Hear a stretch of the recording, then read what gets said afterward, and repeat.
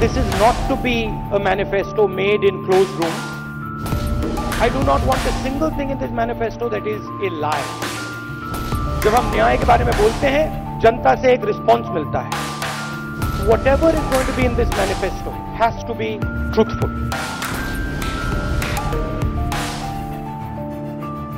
Manifesto में 5 बड़े idea हैं. हमारा हाथ का सिंबल है और 5 हमारे मेन थीम्स हैं. सबसे पहला थीम न्याय का थीम. गरीबी पर वार 72,000. और यह कांग्रेस पार्टी की पहली गारंटी है कि हिंदुस्तान के 20% सबसे गरीब परिवारों को हर महीने उनके बैंक अकाउंट में कांग्रेस पार्टी की सरकार डायरेक्ट पैसा डालेगी. 1 साल में 72,000, 5 साल में 3,60,000.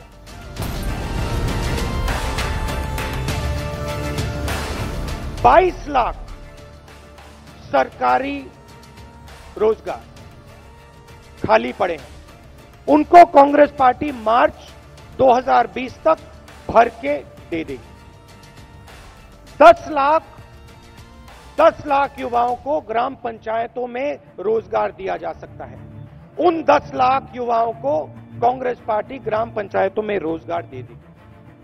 एंटरप्रेन्योर्स के लिए आज अगर आप एंटरप्रेन्योरशिप करना चाहते हैं, मेक इन इंडिया की दुनिया में आप बिजनेस खोलना चाहते हैं, अलग अलग डिपार्टमेंट से आपको परमिशन लेनी पड़ती है, रिश्वत देनी पड़ती है. हमने एक बहुत इनोवेटिव आइडिया निकाला है. 3 साल के लिए हिंदुस्तान के युवाओं को बिजनेस खोलने के लिए कोई परमिशन की जरूरत नहीं, किसी से कोई परमिशन लेने की जरूरत नहीं.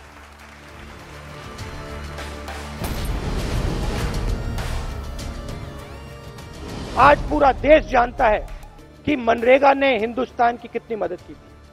तो हम मनरेगा के 150 दिन गारंटी करना चाहते हैं. 100 से अब हम 150 दिन गारंटी करना चाहते हैं.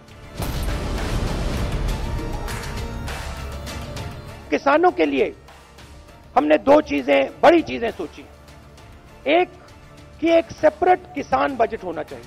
जैसे रेलवे बजट होता था, किसानों का एक सेपरेट बजट होना चाहिए. हिंदुस्तान के किसान को मालूम होना चाहिए कि उसको कितना पैसा दिया जा रहा है, उसकी एमएसपी कितनी बढ़ाई जाएगी, सब उसके सामने होना चाहिए. दूध का दूध, पानी का पानी होना चाहिए.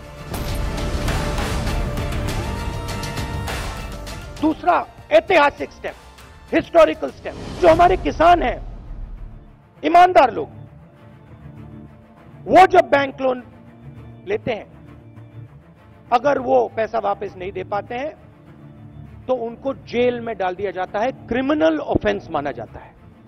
हमने निर्णय लिया है कि उसको अब हम क्रिमिनल ऑफेंस ना माने. अगर किसान कर्जा ना दे पाए तो वो क्रिमिनल ऑफेंस ना हो, वो सिविल ऑफेंस हो.